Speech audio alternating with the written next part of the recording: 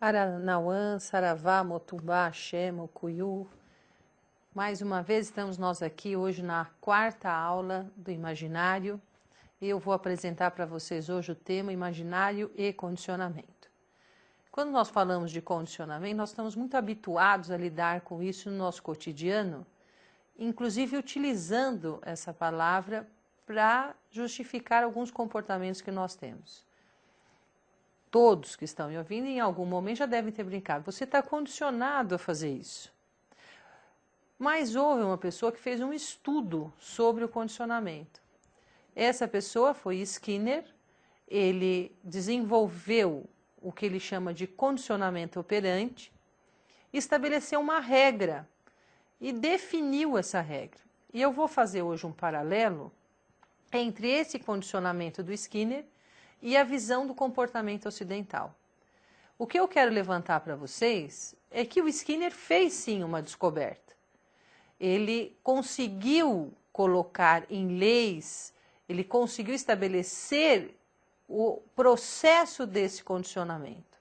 Mas a humanidade, antes do Skinner, já estava condicionada. E nós vamos ver por quê no decorrer da nossa aula.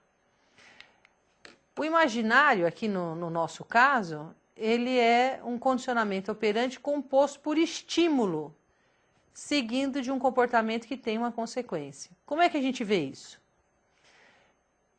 Quando nós temos filhos, por exemplo, você estimula seu filho a ter um determinado horário para comer, a ter um determinado horário para dormir. Se ele faz as coisas no horário certo, ele acorda, ganha uma mamadeira.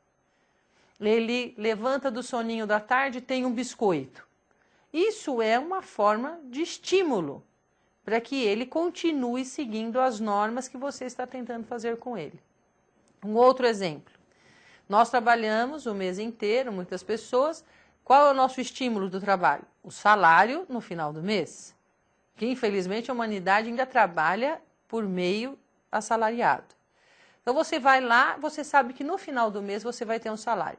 Se você resolve faltar um dia no seu trabalho, um único dia, eles descontam do seu salário. Então esse já é um outro estímulo negativo. Ele vai te condicionar pelo estímulo negativo. Como? Não deixe de fazer porque você vai ser punido por isso. Então o condicionamento basicamente ele é o estímulo que leva a um comportamento e a uma consequência. Então, esse estímulo inicial, deste que vai levar ao comportamento e a consequência, ele é incorporado na nossa rotina. Na sua rotina doméstica, na sua rotina de trabalho, na sua rotina, inclusive, muitas vezes, de relações humanas. Você também estabelece isso. Inclusive, eu sempre brinco que as pessoas falam assim, o amor, o amor. Ninguém ama. Porque você só ama se você tiver uma consequência positiva. Você não ama alguém por amar. Fala, eu amo incondicionalmente essa pessoa. Não, existe sempre, você sempre faz isso esperando a contrapartida desse afeto. Você gosta de alguém desde que ele lhe devolva esse afeto, que seria o seu estímulo para continuar gostando dele. Se ele não devolve afeto para você, automaticamente você deixa de ter aquela atitude, porque você não teve mais o estímulo para a manutenção desse comportamento. Então, quando a gente fala em condicionamento, ele não é algo fora do padrão de comportamento. Não, ele é algo absolutamente absorvido pelo nosso padrão de comportamento. E nós vamos observar que existe também um reforço, que é um reforço positivo, que se chama disso, que é uma das características do condicionamento, que você tem um estímulo agradável e por meio desse estímulo agradável você vai atingir um comportamento desejado. Quando a gente ia na escola, por exemplo, você ia lá, frequentava o antigo primário, o atual ensino básico e depois aliás, fundamental e ensino médio, o que acontecia conosco? Qual era o estímulo agradável? Você fazer uma prova, ser elogiado pelo seu professor e aí você ia ter o comportamento desejado de estudar novamente. Isso é um dos estímulos. Outro, você receber um afeto de alguém e você fazer de novo porque você quer receber aquele mesmo afeto da pessoa. Então, nós podemos ver que esse comportamento desejado, ele está na sociedade. Qual é o comportamento desejado da nossa sociedade? O que a nossa sociedade, coletivamente, passa como um comportamento desejável? Infelizmente, a nossa sociedade estimula que nós sejamos superficiais, condicionados. Um condicionamento social, Dia dos Pais, Dia das Mães, Dia dos Namorados. Nossa, tem Dia das Avós também, tem dia de tudo. Esse é um condicionamento social. Se você tem pais, você tem pais todos os dias. Não é aquele dia que é especial. Não, alguém pode falar assim. Não, mas é um dia que foi feito para que nós lembrássemos do nosso pai. Falar que infelizmente que isso aconteceu. Porque a gente tinha que lembrar do nosso pai todo dia. E não apenas no dia que o mercado consumidor estipulou para que eu lembrasse dele. Agora, o condicionamento social faz com que eu vá ter uma aderência ao mercado de consumo. Fala, nossa, você está acabando com todo o brilho do Dia dos Pais, do Dia das Mães, aquela coisa maravilhosa de eu levar um presente para o meu pai e para a minha mãe? Estou. Por quê? Porque você está reproduzindo exatamente o que a sociedade quer que você reproduza. Você vai à loja porque você foi estimulado a ir à loja aquele dia. Compra um presente porque você foi estimulado a comprar aquele presente. Então, isso é um comportamento condicionado. Um outro comportamento condicionado que nós temos no nosso cotidiano. Nós, umbandistas, nem todos os umbandistas são adeptos das escolas umbandistas com influência do cristianismo. Por exemplo, existe um Umbanda Molocô. Ela não tem influência do cristianismo. Agora, a escola que tem influência do cristianismo chega no dia 25 de dezembro, comemora o quê? O Natal. Disseram que Jesus era de peixes, mas ele nasceu em dezembro. Então, tem alguma coisa de incoerente. Se ele é de peixe, ele devia ser de fevereiro, e não de dezembro. Mas a gente nem pensa sobre isso, porque, afinal de contas, é um condicionamento social comemorar o nascimento dele no dia 25 de dezembro. Agora, eu vou contar para vocês por que é no dia 25 de dezembro. Porque os romanos, eles, na época do Império Otomano, eles invadiram lá a parte da Península Arábica, viveram lá durante 25 anos ou mais, alguns, e lá dentro dessa Península Arábica existia o povo persa, e esse povo persa tinha um deus chamado Mitra, que no dia 25 de dezembro eles comemoravam o advento de Mitra, porque Mitra simbolizava o solstício do verão. Então, eles comemoravam esse advento e foi uma festa que foi ficando impregnada no soldado romano. E quando ele voltou para Roma, após o término dessa posse de terra, ele voltou para Roma e continuou comemorando o dia do solstício ou do advento de Mitra. O que fizeram os cristãos? Nós precisamos tirar essa ideia desse culto pagão persa. Então, no dia 25 de dezembro, não será mais o dia de Mitra e nem o solstício de verão. A partir de hoje, será o nascimento de Cristo. E de tanto falarem que foi o nascimento de Cristo, nós ficamos condicionados a pensar nesse dia como o nascimento do Cristo. Embora ele seja de fevereiro, porque disseram que ele é de peixes. Isso é um condicionamento social. Qual é o estímulo de comemorar? O estímulo tem um comportamento desejado e tem um resultado agradável. A família se reúne, nem sempre é agradável, né? Mas quando se reúne a família, tem troca de presentes, o presente, né, enche os olhos de todo mundo. Então, acaba tendo um estímulo, um comportamento e uma consequência social. Você já se atreveu a dizer para alguém, eu não comemoro o Natal? As pessoas vão ficar indignadas com o seu comportamento. Porque você deveria, porque esse é o condicionamento da nossa sociedade. Bom, no reforço positivo, então, há um aumento da frequência do comportamento. Porque se no Natal, ou no Dia dos Pais, ou no Dia dos Namorados, eu vou lá e presentei e fica tudo maravilhoso, todo ano eu vou tratar de fazer Natal, comemorar o Dia dos Pais, Dia das Mães, porque vai tornar a minha vida melhor, o resultado vai ser melhor. E esse procedimento de condicionamento, ele não contamina só essa data, ele contamina meu comportamento como um todo. Como um todo. Eu acabo sempre tendo o mesmo comportamento de estímulo, consequência, né, desse estímulo e uma resposta final. Bom, e se existe um comportamento positivo, existe um reforço negativo. O que a gente chama de reforço negativo? É você retirar por meio de punição um evento, ou seja, você tem uma punição, um efeito negativo mediante um evento desagradável após um comportamento desejado. Ou seja, você não tem mais algo negativo se você teve um comportamento dito positivo.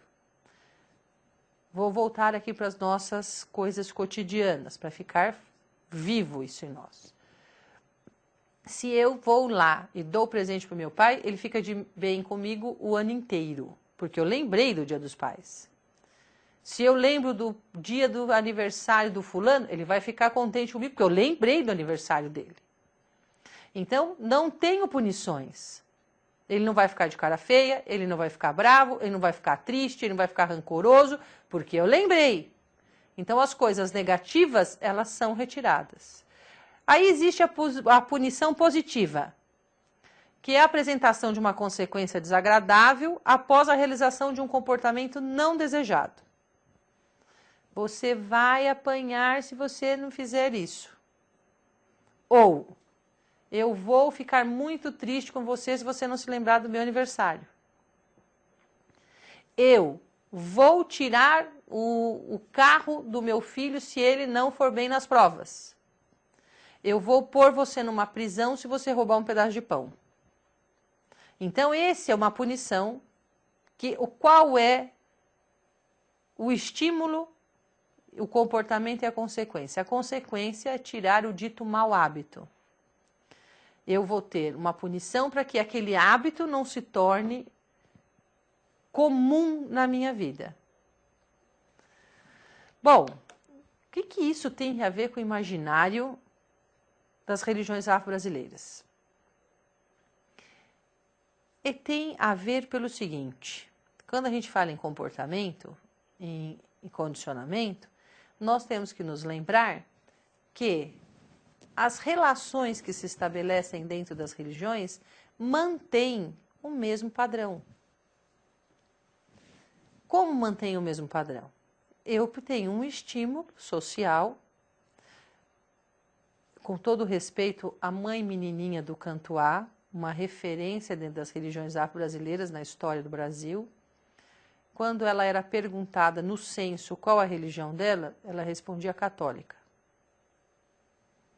Qual é o estímulo que a mãe menininha do Cantuá teve para responder que a sua religião era a católica e não o culto de nação ou o candomblé? Existe com certeza um condicionamento social. Uma pessoa que nasce, vive, se desenvolve dentro de um terreiro, de um ilê axé, depois de se dizer católica, quando perguntada no censo, tende a haver um estímulo social. É uma questão de aceitação. Muitas pessoas das religiões afro-brasileiras também querem ter essa aceitação social. Elas têm medo de que, se dizendo das religiões afro-brasileiras, não vão ter um espaço social. vão perder o seu emprego, vão perder amigos. Isso é um condicionamento, porque o estímulo que ela recebe e a resposta mudam o comportamento dela. O estímulo social qual é? A religião de aceitação no Brasil é o catolicismo.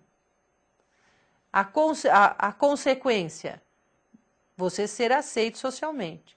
Então, a resposta está logo diretamente ligada a essa questão de comportamento.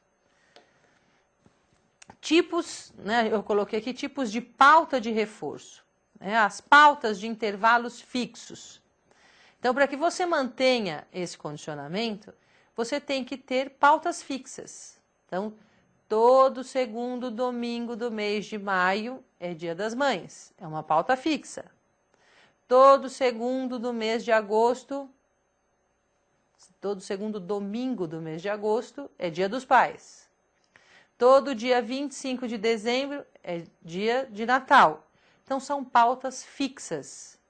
Esses estímulos, eles têm períodos, eles duram 1 ano até nascerem de novo. Então, durante esse 1 ano, eu me alimento do estímulo anterior. Mas é certeza que ele vai acontecer na mesma época. Então, essa pauta fixa é um decréscimo, né, desse reforço, ou seja, quando eu coloco essa pauta, quando eu estabeleço essa data, eu sei que aquela resposta vai durar até aquele momento.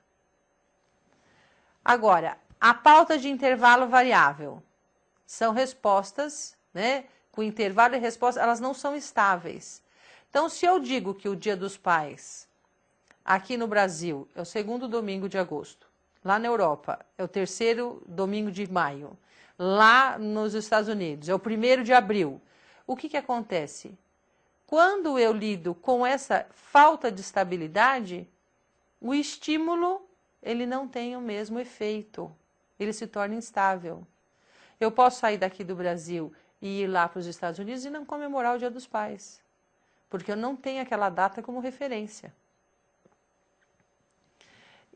Isso é perigoso. Por quê? Quando você retira essa estabilidade, você perde o controle da situação. E o condicionamento parte do pressuposto que você sempre terá controle da situação, que você sempre sabe qual vai ser a resposta.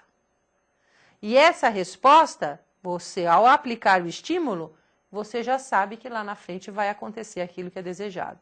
Então, existe um contrato de contingência, segundo Skinner. O que é esse contrato de contingência? São normas. E aqui nós estamos falando de normas sociais. As normas sociais do Brasil, como é que elas se desenvolvem, né? Agora, estabelecer um reforço que será atribuído após o desempenho, nunca antes. Ninguém fica feliz com o filho antes do Dia dos Pais ou das Mães. Só fica feliz depois que recebe seu presente. Isso é uma norma.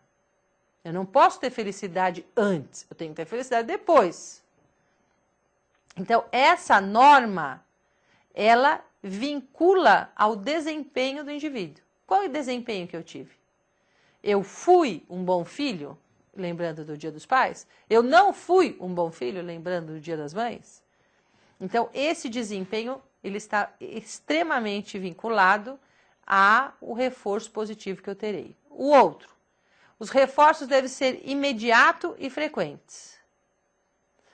Se eu respondo ao estímulo, imediatamente eu tenho que ter essa resposta. Ela não pode ficar adiada para daqui 1 mês, né? Ela não pode ficar adiada para daqui 2 semanas. Vamos imaginar o seguinte, você chega para alguém e fala, nossa, eu te amo. A pessoa vira as costas, volta depois de 2 semanas e fala, eu também. Então acabou. Esse intervalo não pode existir, porque dentro do condicionamento as coisas têm que acontecer imediatamente depois. Isso é condicionamento. Né? Esses efeitos condicionais, você vê até na sua vida interpessoal, ali, afetiva, e também tem condicionamento. Bom, o esforço de realizar isso é muito importante. Qual é o esforço que você faz para cumprir com as suas tarefas? Pode chover, pode fazer sol, pode furar o pneu, pode desabar uma árvore, pode acontecer tudo. Mas eu cumpro com a minha tarefa de chegar na casa do meu pai e falar, Feliz Dia dos Pais. Isso é um cumprimento em detrimento de qualquer coisa que aconteça na sua vida. Esse cumprimento, ele reforça o ato de obediência à norma. Eu estou sendo obediente. Não importa o que aconteça, eu estarei sendo obediente. E é interessante porque eles falam que uma das outras características é o contrato ser justo. O que é ser justo? As normas devem ser proporcionais ao esforço, desempenho e, óbvio, a recompensa. Vocês tenham um pouquinho de paciência que eu vou chegar exatamente no cerne das religiões afro-brasileiras já já. Esse estímulo, lembra que eu falei que a fixidez é muito importante nesse estímulo e resposta? Uma das características das religiões afro-brasileiras é justamente não ter fixidez. Alguns são filhos de Ogum, outros são filhos de Oxóssi, outros são filhos de Iemanjá, outros são filhos de Ododuá, enfim, cada um vai se apresentar como filho de um dos orixás. Diferente da concepção ocidental, que é filho de um único Deus. Então, nós criamos aí uma diversidade que não mantém a fixidez social. Um vai comemorar sua filiação num dia X, por exemplo, dia de São Jorge, ligado a Ogum em algumas escolas umbandistas. Então, vai comemorar lá no mês de janeiro. Outros, filhos de... foi agora de Herê, no dia 27 de setembro. Então, não tem fixidez de data como tem no dia 25 de dezembro. Nós somos instáveis, que para o condicionamento não é bom. Porque a norma do condicionamento é ter o mesmo estímulo, a mesma consequência e a mesma resposta. Que já muda nas religiões afro-brasileiras. Por isso é difícil você ter um rito condicionado dentro das religiões afro-brasileiras. Por mais que a pessoa almeje mesmo o pai e a mãe de santo, sempre há uma diferença de ritual de um dia para o outro. Sempre haverá. Não existe uma norma, por mais que exista uma regra dentro do templo, sempre haverão pequenas modificações. Por quê? Para nós, qual é o estímulo? O contato com o mundo espiritual. A consequência desse contato, o bem-estar para nós e para aqueles que procuram o mundo espiritual. A resposta, o equilíbrio entre o homem e a divindade. Ou o orixá, no nosso caso. E isso a gente busca todos os dias, quando você vai no terreiro. Por meio de ritos de passagem, ritos de iniciação, feituras, de cabeça. Então essas coisas, elas acontecem de formas individuais. Se eu sou filho de Ossain e o outro é filho de Ogum, os ritos são diferentes. Porque Ossain tem uma característica específica, Ogum tem outra característica específica. Por isso que vocês são mal vistos, viu, minha gente? Por quê? Como é que se controla essa plurissistematização? Para o condicionamento, ter uma sistematização diversa, é impossível ter condicionamento. As religiões afro-brasileiras são mal vistas justamente porque ela não tem um esquema de sistematização que tem estímulo, consequência e resposta fixa. Isso vai acontecer de forma diferente em cada templo, de forma diferente para cada filho, em cada ritual que ele vai fazer. Mas se você de novo fazendo um paralelo com as religiões ocidentais, estou, porque nós estamos no mundo ocidental, nós estamos afeto a esse mundo ocidental e nós queremos nos adequar ao sistema de condicionamento deles. Nós não conseguimos ver que a dinâmica da nossa religião é diferente da dinâmica da religião ocidental. A gente tem uma tendência a puxar a nossa dinâmica para um processo de ocidentalização como forma de legitimar o nosso sistema religioso. E isso promove um imaginário negativo. Por quê? Nós partimos do princípio que haver uma plurissistematização religiosa não é coisa boa. São coisas negativas. E não é verdade. Nós simplesmente praticamos nossos rituais de formas da percepção individual ou de um pequeno grupo. E isso não é ruim, isso é bom. Por que que é bom? Porque respeita a forma que a pessoa tem de compreender o sagrado. A forma particular que a pessoa tem de praticar a religião.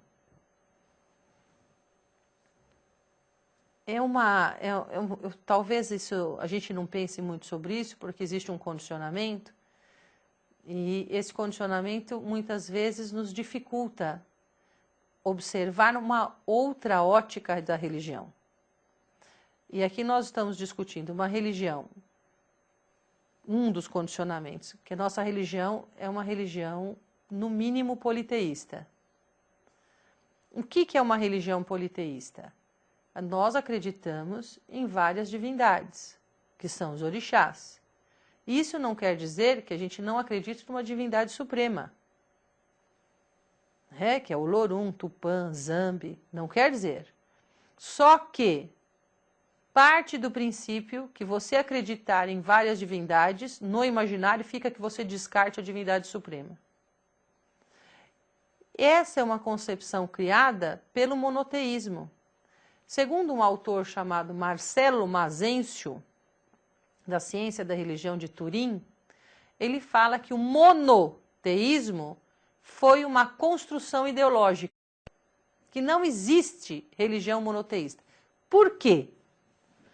Dentro da concepção dele, ele divide da seguinte forma. Ele coloca o monoteísmo, que mono é um só, um único Deus, como uma criação da religião ocidental. Quem criou isso foram as religiões sistematizadas ou salvacionistas. Por quê? Todas as outras existentes eram politeístas. Vocês lembram que na primeira aula eu comentei com vocês que era natural terem vários, aqui ó, deuses, né? Deuses não, vários, aliás, desculpa, vários e deuses. Que as culturas autóctones acreditavam em vários deuses porque tinha o deus da agricultura, o deus da chuva, o deus do vento, o deus do mar, o deus do rio, como nós acreditamos. Que existem orixás que trabalham mais acentuadamente com essas energias. Não que ele esteja dentro do rio, dentro do mar, dentro das árvores, mas ele manipula aquelas energias. Agora, construiu-se no imaginário que o certo é apenas o monoteísmo. E que é errado o politeísmo. Isso é uma concepção imaginária. Porque dentro do politeísmo é difícil você ter um estímulo. Depois do estímulo, você ter uma consequência e uma resposta. Dentro das religiões monoteístas, isso se torna mais fácil. Por que mais fácil? Porque você tem um Deus, esse Deus, ele faz um contrato com você, que ele estabelece normas. Se você segue essas normas, que são os estímulos, você vai ter um bom comportamento e, como resposta, você vai para o reino dos céus. Agora, dentro das religiões afro-brasileiras, como não existe esse contrato e nem essas normas, cada um vai escolher o seu caminho e vai se responsabilizar pelo caminho que escolheu, porque não há algo externo, é interno. O seu comportamento é quem vai delimitar o caminho, o percurso, diferente das religiões monoteístas que te dão o percurso. Ele já estabelece o seu percurso. E isso está no contrato. Porque os termos do contrato devem ser claros. dentro do condicionamento. O que é um contrato claro? Voltando à questão da tradição escrita. Se você seguir as normas que são os dogmas, com certeza você vai ser salvo. Isso é um contrato claro. Então, o seu comportamento tem que seguir este padrão. Senão, você não vai ter a salvação. Agora, nas religiões afro-brasileiras, que cada templo tem a sua sistematização particular, a sua compreensão particular. Essas normas, elas não podem ser pré-estabelecidas. Elas vão se construindo dentro desse templo. Qual é a construção? Eu entrar em contato com o meu orixá, eu conseguir essa sintonia com o meu orixá por meio dos meus rituais, por meio dos ritos de fundamento, por meio de formas de conexão diversas, e isso me permite. Isso não é claro por quê? Porque para cada pessoa haverá algo específico. Os caminhos são individuais e não são coletivos. Agora, se o contrato não é cumprido à letra, literalmente na letra, você automaticamente está descumprindo o contrato e não terá a resposta desejada. Você vai para o inferno. Dentro das religiões afro-brasileiras, se você não tem a resposta ou cumprindo, qual é o seu compromisso? É com o seu orixá, é com o seu genitor divino, com o senhor da sua cabeça. E esse caminho que você vai estar rumando, qual é a consequência? Haver um distanciamento do orixá. Que é o que a gente tenta resgatar dentro dos terreiros, é essa aproximação com o orixá e não o distanciamento. Existe sempre uma coisa da recompensa, né? Quando a gente fala nesse contrato. Ele deve ser positivo e deve haver uma recompensa. É uma coisa interessante porque esse contrato, ele tem sempre estabelecidas as tarefas que você deve cumprir. Se cumprida a tarefa, você tem a sua recompensa. Então, o que é cumprir a tarefa? Você ser temente a Deus. Se você for temente a Deus, você cumpriu sua tarefa. Agora, para que haja uma certeza do caminho, dentro desse aspecto do condicionamento, existem uma visão dualista. O que a gente chama de visão dualista? Dividir o mundo em dois. Separar o mundo como se fosse uma maçã, um lado para cá, um lado para lá. Nessa divisão do mundo, nós vamos ter um lado que é o bem e um lado que é o mal. E você não pode ficar entre os dois nesse mundo dualista. Você precisa escolher. Ou você escolhe o bem, ou você escolhe o mal. Esse bem e mal gerou um condicionamento dentro do Ocidente que a gente chama de Deus e diabo, céu e inferno. Qual é o estímulo que você tem para ter o comportamento exato desejado? A recompensa de ir para o céu. Por isso que ninguém quer deixar de ter um comportamento exato positivo, porque ele quer ir para o céu. Nas religiões afro-brasileiras, a gente não vê esse dualismo de forma tão acentuada. Uma das transgressões que a gente tem do dualismo é você saber o início e o fim das coisas. Você sabe o início porque você é a criatura criado por uma divindade e o fim é ser salvo por essa mesma divindade que te criou. Dentro das religiões afro-brasileiras, não existe essa visão salvacionista. Algumas escolas mantêm essa visão salvacionista, mas a maior parte não. Porque o que para nós é importante? Nós termos equilíbrio e harmonia com as forças do orixá, que estão presentes em tudo, inclusive no seu cotidiano. Você com você mesmo, você com a natureza, você com a humanidade e você com o sagrado. Esse quaternário de relações que criam uma teia ele mostra o equilíbrio que o indivíduo tem que ter para encontrar esse estado positivo ou de ligação com o sagrado. Para que haja a manutenção do dualismo, é necessário que se tire o terceiro elemento. É como se nós fizéssemos apenas uma linha. Essa linha ficaria como? Dualista. O bem e o mal. Não existe um intermediário. Por isso eu coloquei um X no slide para mostrar que esse elemento do meio, ou o terceiro elemento que a gente vai chamar de indiferenciado, porque ele não é nem o bem e nem o mal, ele é eliminado das religiões ocidentais.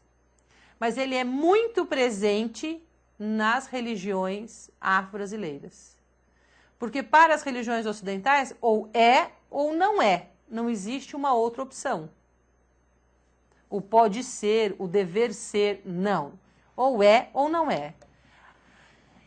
Agora nós vamos entender por que Exu ganhou o pseudônimo de demônio.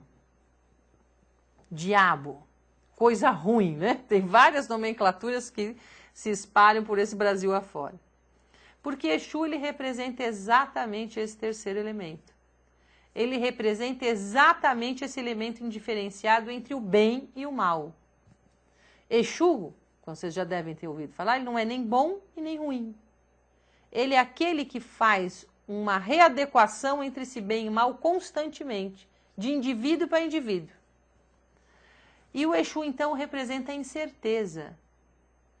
Essa incerteza, porque se não existe bem e mal, ele vai estar reconstruindo as coisas a cada instante. Isso é incerteza. Diferente do dualismo que te dá certeza. Você começa assim e termina assim. Exu não. Exu, você começa assim e nós vamos construir as suas coisas. Ela não existe um fim estabelecido. Essas incertezas, né, acabam sendo opostas às certezas, às regras do contrato de condicionamento, às normas do contrato de condicionamento. Exu tira você do condicionamento.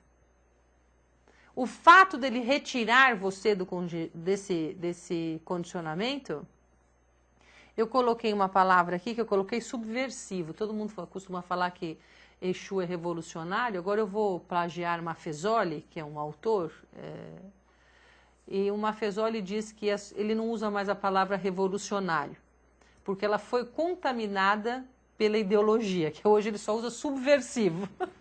Então eu vou usar essa nomenclatura subversiva, porque Exu ele vem subverter a ordem estabelecida do condicionamento social. Ele vem inverter essa ordem e ele cria rupturas no sistema. Como rupturas? Uma das rupturas que eu sempre o Pai Rivas fala, que Exu fala para você, você pode, você consegue. Não existe algo determinado para você, você muda o seu destino. E essa condição do não determinismo torna Exu insuportável, porque ele não permite que as regras elas tomem conta do mundo. Ele acaba com as regras. Ele fala, você vai fazer as regras. Qual é a regra de Exu? Você tem que fazer o que é bom para você e para o outro. Que é o equilíbrio social. E esse condicionamento que Exu vem romper acaba transformando ele num mal social. Porque ele não se adequa ao condicionamento e às normas sociais. Ele sempre tem um comportamento subversivo. E aí vem um problema que nós temos aqui, que é a nossa vontade de ter um mundo calcado nas certezas. A gente quer um mundo com regras claras. Nós queremos, nós incentivamos esse condicionamento social. Por quê? Nós queremos que a nossa vida, se eu fizer isso, a resposta é X. Se eu fizer aquilo, a resposta é Y. E essas normas, essas regras, né, que eu até coloquei aqui, que seja temente a Deus, para que as coisas sejam exatamente como você pretende que sejam, a gente acaba incentivando o condicionamento, inclusive esse condicionamento negativo em relação às religiões afro-brasileiras. Porque quando a gente pega e fala assim, olha, Exu, por exemplo, estou usando o exemplo de Exu, né? Ou posso usar de caboclo. Ah, o caboclo no meu terreiro não fuma, porque isso é ruim. Que é uma coisa do imaginário kardecista, cristão. E eu tiro da boca do caboclo o charuto, que é um elemento ritual importante, e falo, aqui caboclo não fuma. Outro terreiro, aqui Exu não bebe, porque beber é ruim. Agora eu pergunto para vocês, os romanos com o catolicismo têm o vinho como uma bebida ritual. Se eu pegar os cultos védicos, também tinham a sua bebida ritual. Se eu pegar os indígenas, tinham o cauim, né? Que é uma bebida feita de mandioca. Se eu pegar os africanos, também tem bebida. Se eu pegar os celtas lá da indo-europeu, tinham a cevada. Então, as religiões, elas sempre tiveram uma bebida ritual. Isso não é... Agora, se eu coloco a pinga, eu acho que a pinga, o marafo, ele não é tão eivado de gloriosidade quanto é o vinho. Só que ambos são bebida fermentada. A única diferença é que um vem da uva, o outro vem da cana-de-açúcar. Então, no meu imaginário, no imaginário das religiões afro-brasileiras, o vinho é melhor do que a cachaça. A roupa do rito, ela não é boa, porque ela mimetiza determinados elementos que às vezes envergonham as pessoas. Né? Uma roupa que use saia, que use turbante, que use guias. Os cristãos têm o seu rosário, né? O seu terço. Os islâmicos também. Então, todas as religiões têm os seus colares de contas sagrados. Não é só a Umbanda ou as religiões afro-brasileiras. Todas sempre tiveram. E o mais bonito da nossa é que a gente tem uma proximidade com a natureza. Existem muitas escolas que usam elementos rituais diretamente vindos da natureza. Sementes, cipós. E a gente sabe que esses elementos têm princípios ativos que são atuantes. Alguns deles, inclusive, usados como medicamento dentro da fitoterapia. E esse medicamento a gente dependura em nós, ou seja, isso é remédio. Isso não tem aquela conotação pejorativa. Isso é um remédio que eu estou usando sobre mim. Quando eu coloco esse sistema, essas regras claras que precisam ser seguidas nas religiões ocidentais, a tradição escrita, né? Esse sistema de recompensa, o condicionamento espiritual, eu tenho uma recompensa, se eu sigo a regra, a tradição, eu tenho uma recompensa, que é ser salvo. Nas religiões afro-brasileiras, nós vamos construir essa salvação todos os dias. Eu não tenho um produto final. O meu produto, ele é diário. Eu faço as minhas coisas todos os dias. Eu construo a minha vida todos os dias. E eu sou responsável por essa construção. Eu vou viver com essa minha construção. O estímulo que nós temos, a recompensa que nós temos, é fazer com que o homem não perca a sacralização da sua vida. Que leve essa sacralização não só para dentro do terreiro, mas para a vida dele e para fora também. Torne o universo todo sagrado. Que quando eu olho a mata e vejo o orixá, eu estou sabendo que aquela mata é sagrada. Quando eu vejo o rio e vejo Oxum, por exemplo, eu sei que é sagrado. Se eu vejo o mar e Iemanjá, eu sei que o mar é sagrado. Então isso me permite sacralizar o universo como um todo. E esse é um comportamento que não é um comportamento condicionado de eu olhar para a religião só dentro do templo. A religião, para mim, ela está no templo, mas também está fora do templo. A religião está, inclusive, no comportamento que eu tenho, na alimentação que eu tenho. Porque se feijão preto é de alguns e eu como feijão preto, eu estou comendo orixá no meu dia a dia. Não é verdade? Se eu tenho lá outros elementos, quiabo, o filho de Xangô não come, né? Mas pode comer, eu estou comendo a força de Xangô. Então essa sacralização do universo, ela sai, ela rompe com aquela dualidade. Eu sempre crio um terceiro elemento que é a minha conexão com aquilo que é divino, com aquilo que é sagrado. Quais são as punições negativas porque eu não acredito em Deus? Socialmente, nós sofremos preconceitos. Porque eu penso diferente, vejo diferente e vivo de forma diferente o sagrado. Diferente de quem? Daquele que me julga, daquele que me observa, daquele que estipulou as regras do que deve ser sagrado e não deve ser sagrado. Eu sou considerado primitivo por quê? Porque eu consigo ver o poder espiritual do orixá na natureza. Porque eu consigo ver o poder espiritual do orixá em mim mesmo. E isso não é uma coisa aceita. Então, essa coisa do imaginário, eu não posso demonstrar para a sociedade atual essa minha ligação com a natureza, porque fica como se eu fosse primitivo. Mas nós dependemos da natureza. Na nossa vida diária, nós dependemos da natureza. Em tudo. Se não fosse a natureza, nós não teríamos existência. Agora, as religiões afro-brasileiras reconhecem isso. Não é o domínio tecnológico da natureza, mas a absorção natural dos processos positivos que a natureza tem, que o orixá plasmou nela. Agora, qual é o contrato justo dessas religiões afro-brasileiras? Que nós possamos ter a nossa plurissistematização, não sermos dogmáticos, não termos um sistema homogêneo igual para todos os terreiros, mas sermos legítimos. Não é porque cada terreiro, cada templo, cada choça, cada ilê faça suas especificidades e não tem uma norma generalizada, é que nós não sejamos legítimos. Nós temos uma forma diferente de ver o sagrado, mas também legítima.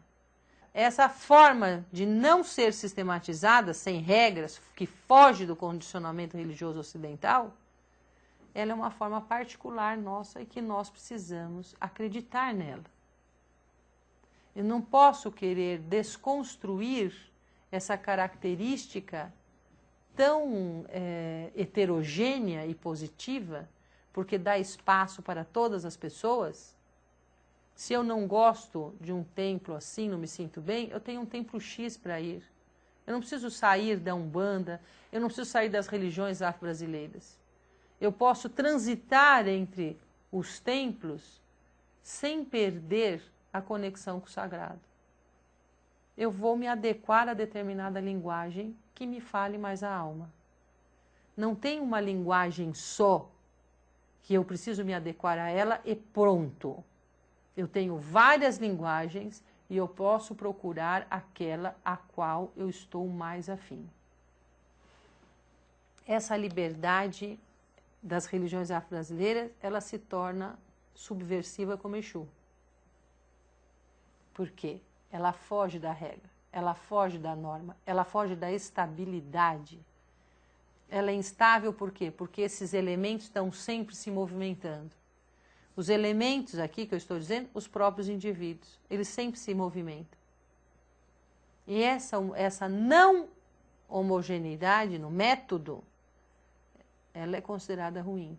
Porque bom para o Ocidente é um método homogêneo, igual, idêntico, reprodutivo. Agora, os métodos que não são assim são considerados ruins. E o fato de não sermos homogêneos evoca as incertezas. Nós não podemos ter certeza. As incertezas são porque elas vão se reconstruindo, vão se modificando ao longo do tempo. E não tendo essa certeza, não tem como recompensar o indivíduo pelo estímulo, a consequência e resposta. Ou seja, a sociedade perde o controle em cima das religiões afro-brasileiras. Ela não é controlável e não é capaz de ser controlada por esse movimento constante que ela tem.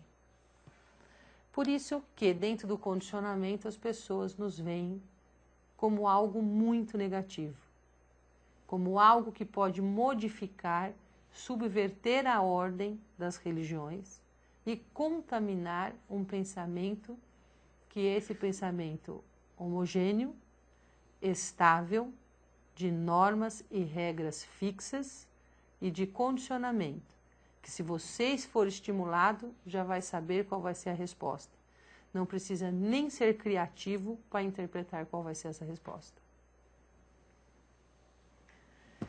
Eu acredito que a questão do condicionamento, aí nós vamos entrar em algumas particularidades, quando passa numa encruza de rua, por exemplo, e vê se é que existe lá um preceito para Exu ou para qualquer outra entidade, as pessoas vão falar que isso é uma coisa impura e estigmatizar aquilo de macumbeiro. Se você está travestido de uma guia, por exemplo, no seu dia a dia, as pessoas vão ter um rótulo sobre aquilo, porque elas foram condicionadas a ver como um objeto do mal. Se eu estou com uma guia de preto velho, que é Rosário de Nossa Senhora, né, aquelas lágrimas de Nossa Senhora, ela é o mesmo objeto dos terços antigos dos cristãos. Vocês lembram disso? Os terços eram feitos de lágrimas de Nossa Senhora. Hoje em dia, raros são os terços feitos de lágrimas de Nossa Senhora. Mas quando um preto velho usa uma guia com essa semente, é ruim. Eu pergunto, por que não era ruim quando eles usavam? Por que só é ruim no pescoço do médium incorporado de preto velho? Não é verdade? Isso é uma coisa que nós temos que nos perguntar, porque é um condicionamento social. Se eu vejo tocar um atabaque, que também é um outro condicionamento social, eu qualifico como um som negativo, um som ruim.